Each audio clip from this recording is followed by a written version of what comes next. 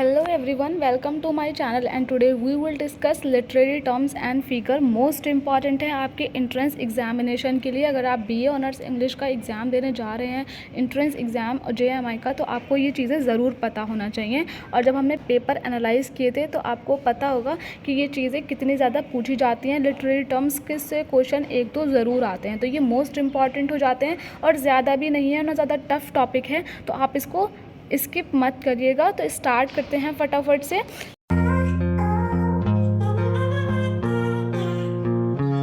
First है alliteration. Alliteration का meaning होता है the repetition of same letter, यानी कि consonant at the beginning of successive word.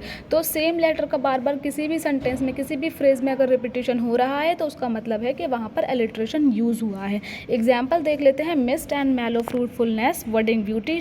Mist और मैलो में आप देख सकते हैं एम लेटर का बार बार यूज़ हुआ है। बर्डिंग ब्यूटी में बीबी का यूज़ हुआ है। सी शेल्स ऑन द सी शोर, तो आप देख सकते हैं यहाँ पर एस का बार बार रिपीटिशन हो रहा है। नेक्स्ट देख लेते हैं। Storm man struggling with the storm of the fate, तो यहाँ पर एस लेटर का बार बार रिपीटिशन हो रहा है। अगर आपको कोई ऐसी चीज़ दिखती है जहाँ पर लेटर का बार बार रिपीटिशन हो रहा है और वहाँ से आप टर्मिनोलॉजी पता करना चाहते हैं तो वहाँ पर एलिट्रेशन यूज़ हुआ होगा। नेक्स्ट देख लेते हैं एनोफोरा। एनोफोरा की डेफिनेशन होती है the repetition of the same word और phrase at the beginning of successive clause और वर्ड्स। वहाँ पर सेम वर्ड का बार बार रिपीटिशन होता है। अब आप कहेंगे रिपीटिशन एलिट्रेशन में भी हो रहा है, रिपीटिशन एनोफोरा में भी हो रहा है, लेकिन एलिट्रेशन में क्या होगा, सेम लेटर का रिपीटिशन होगा और एनोफोरा में सेम वर्ड का रिपीटिशन होगा। जैसे आपने एलिट्रेशन के एग्जाम्पल में देखा होगा कि एम का रिपीटिशन हो रहा है, यानी कि सिर्फ एक ही लेटर का बार बार रिपीटिशन हो रहा है। बट आप एनोफोरा में क्या देखेंगे कि सेम वर्ड का बार बार रिपीटिशन हो रहा है। जैसे every day, every night, in every way, तो इसमें क्या हो रहा है, एवरी वर्ड का बार बार रिपीटिशन हो रहा है। ओके, तो हमने और वीडियोस बना रखी हैं इन ऐसे मोस्ट इंपॉर्टेंट टॉपिक्स के ऊपर, जिसमें most expected topics, most repeated questions बताए हैं, तो आप वो जाके भी देख सकते हैं। इसका पार्ट 2, 3 एंड 4 हमने डिस्क्रिप्शन में दे रखा है, तो प्लीज़ आप वहाँ से जाकर देख सकते हैं। लिंक डिस्क्रिप्शन में दे रखी है। अगर आप मेरे साथ में प्रैक्टिस करना चाहते हैं, मेरे साथ में स्टडी करना चाहते हैं, तो आप मुझे टेलीग्राम पर मैसेज कर सकते हैं। साथ में स्टडी हम कर लेंगे। ओके, और क्वेश्चन भी प्रैक्टिस कर लेंगे। प्रॉपर नोट्स जो भी आपको चाहिए होंगे या जो भी क्वेश्चन आपको चाहिए होंगे या प्रॉपर गाइडेंस चाहिए होगी, तो वो मैं आपको डेली बेसिस पे प्रोवाइड करूँगी। ओके, नेक्स्ट देख लेते हैं एजोनेंस। एजोनेंस है the close repetition of the same verbal followed by different consonant, यानी कि सेम वर्बल का रिपीटेशन होगा followed by the different consonant. इसमें क्या होगा, डिफरेंट कॉन्सोनेंट हो सकते हैं, जैसे कि the flash of a hand. अब फ्लैश ऑफ अ हैंड में ए जो है वो वॉबल है, ए जो है वो वॉबल है। ओके, दोनों वर्ड्स में, लेकिन यहाँ पर ए के बाद एस यूज़ हुआ है, वहाँ पर ए के बाद एन यूज़ हुआ है, तो यानी कि डिफरेंट कॉन्सोनेंट फॉलोड कर रहे हैं ऑफ अ सेम वॉबल, तो उसको क्या बोलते हैं, एजोनेंस। इसी तरीके से सिमली देख सकते हैं। सिमली में क्या होता है, कंपैरिजन होता है चीज़ों का, यूजिंग द वर्ड एज और लाइक। एज और लाइक यूज़ हुआ होगा और कंपैरिजन होगा दो चीज़ों का। ओके, तो देख लेते हैं एग्जाम्पल इसके। I wandered lonely as a cloud, my love is like a red rose. Okay, तो लाइक और एज वर्ड यूज़ करके यहाँ पर क्या हुआ है, कंपैरिजन हुआ है। तो जहाँ पर भी आपको कंपैरिजन दिखे और दिखे कि एज और लाइक का यूज़ हुआ है, तो वहाँ पर क्या होगा, सिमिली यूज़ हुआ होगा। नेक्स्ट देख लेते हैं मेटाफर। मेटाफर में भी क्या होता है,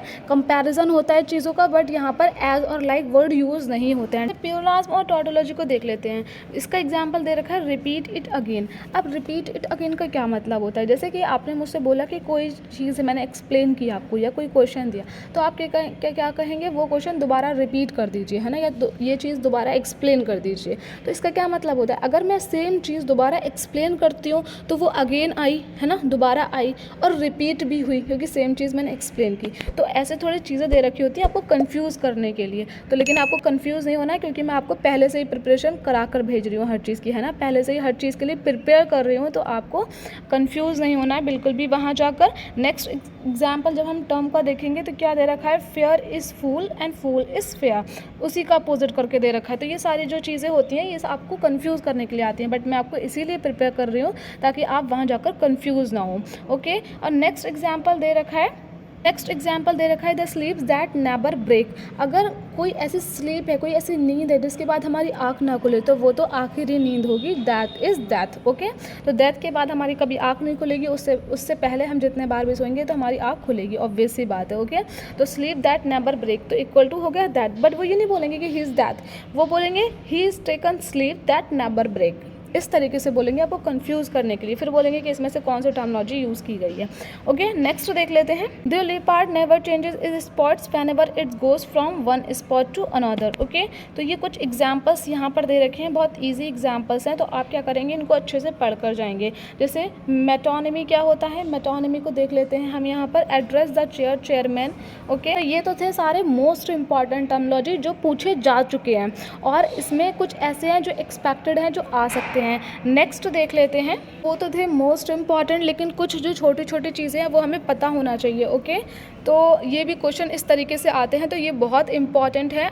ये एक टॉपिक नहीं है, ये हर लाइन में अपने आप में क्वेश्चन बन रहा है। आप देख सकते हैं कि बहुत ही शॉर्ट में हर चीज़ लिखी गई है, ताकि आपको समझ आए कि क्वेश्चन किस तरीके से बन सकता है। जैसे आपसे पूछ सकते हैं कि व्हाट इज़ एपिक, तो एपिक क्या होता है, एक लॉन्ग नैरेटिव पोएम होती है डीलिंग विद हीरोइक डीड्स। छोटी सी लाइन लिख रखी है, पूरी थ्योरी नहीं लिखी है, ताकि आपको अच्छे से पता चले कि एपिक क्या होती है। एपिक कितने पार्ट्स में डिवाइड होती है, 2 पार्ट्स में डिवाइड होती है। कैंटो क्या होता है, अ डिवीज़न ऑफ एपिक होती है। तो ये चीज़ें आपको, आई एम श्योर कि आपको ये चीज़ें पहले से पता नहीं होंगी। कुछ ऐसी चीज़ें जो आप पहली बार पढ़ रहे होंगे इस वीडियोस में, तो प्लीज़ आप इनको अच्छे से पढ़िए, बार बार देखिए। कोई भी चीज़ समझ नहीं आ रही तो आप मुझे कमेंट कर सकते हैं, या किसी और पेपर का एनालाइजेशन चाहिए, या किसी और टॉपिक्स पे नोट्स चाहिए, तो आप मुझे कमेंट कर सकते हैं, क्योंकि एंट्रेंस भी आने वाले हैं। तो फटाफट से अपनी स्टडी कंटिन्यू रखिए, बहुत अच्छे से स्टडी करिए। कोई भी कन्फ्यूज़न आती है, किसी टॉपिक्स पे नोट चाहिए, आप मुझे कमेंट कर दीजिएगा। वीडियोज़ अच्छी लगती हैं तो वीडियोज़ को लाइक करें, चैनल को सब्सक्राइब करें, और अपने फ्रेंड्स के साथ ज़रूर शेयर करें, ताकि उनकी भी हेल्प हो सके और आप दोनों ही साथ में यूनिवर्सिटी में एडमिशन लो। ओके, तो नेक्स्ट चलते हैं। स्टैंजा क्या होता है, the one of the division of poem. Okay, कोई भी जो पोएम होती है उसका डिवीज़न जब होता है, ऐसा नहीं होता है कोई भी पोएम के लाइन के बाद लाइन, लाइन के बाद लाइन, इस तरीके से कोई भी नहीं लिखी होती है, बल्कि एक प्रॉपर डिवीज़न होता है। या तो 4-4 की लाइन में लिखी होगी, 2-2 की लाइन में लिखी होगी, इस तरीके से होती है, तो उसी को हम क्या बोलते हैं, स्टैंजा बोलते हैं। सोनेट बहुत रिपीटेड क्वेश्चन है। सोनेट में क्या होता है, 14 लाइन्स की पोएम है। ये मैंने आपको पेपर एनालाइज करते हुए भी बताया था कि सोनेट क्या होता है, तो इसको आप बहुत अच्छे से पढ़ कर जाइएगा। उसके बाद में है the word sonnet is originated from, कहाँ से ओरिजिनेट हुआ है, इटालियन वर्ड से ओरिजिनेट हुआ है। Next is which is not true of an English sonnet, क्या ट्रू नहीं है। It has 14 syllable in each line, क्यों, क्योंकि मैंने आपको बताया था कि जो लास्ट की 2 लाइन होती हैं वो कपलेट होती हैं। कपलेट का मतलब 2 लाइन्स ओनली होती हैं। ओके, तो ये इसके बारे में ट्रू नहीं है। नेक्स्ट है शेक्सपियरियन सोनेट पैटर्न इस, ये इस पैटर्न में दे रखा होता है, तो ये चीज़ें भी आपसे पूछ सकते हैं कि किस पैटर्न में, किन राइमिंग स्कीम में आपका दे रखा होता है। तो क्या दे रखा होता है, A B C D E F G G. Okay, तो जी जो लाइनें होंगी वो अलग से, और उनका कोई मैचिंग नहीं बनती होगी, कोई राइमिंग स्कीम नहीं बनती होगी। ओके, नेक्स्ट देख लेते हैं। शेक्सपियरियन सोनेट पैटर्न है वो किस तरीके से होता है, ये मैंने आपको बता दिया। एंड देन पैरोडी क्या होती है, पैरोडी होती है a funny imitation of a poem. Okay, तो नेक्स्ट के सारे जो हैं इंपॉर्टेंट टर्म्स दे रखे हैं, तो आप इनको ज़रूर से देख कर जाएँ। जैसे कि ब्लैंक वर्ड्स क्या होता है। ओके, तो ब्लैंक वर्ड्स क्या होता है, a kind of words having no rhyming end, जिसका कोई राइमिंग एंड ना हो। ट्राईमीटर क्या होता है, सब लिख रखा है यहाँ पर, आप पढ़ लीजिएगा अच्छे से। A line of poem consisting of 3 feet. Okay, limerick क्या होता है, short form of light words, a funny poem of 5 lines. Ballad क्या होता है, a kind of short narrative poem of story in words. उसी तरीके से कपलेट का क्या मीनिंग होता है मैं आपको कई बार बता चुकी हूँ। उसके अलावा रिफ्रेन का क्या मतलब होता है, यहाँ पर लिख रखा है, लाइन ऑफ अ सॉन्ग और a poem repeated at the end of each words. Okay, तो बहुत ही सिंपल लाइन में लिख रखा है, आप लोगों को अच्छे से समझ आ जाएगा। द पोएट लॉरिएट किसे कहते हैं, the poet of England. Okay, next दे रखा है पोएट लाइसेंस का क्या मतलब होता है, freedom to change the normal rules of language in a special piece of writing.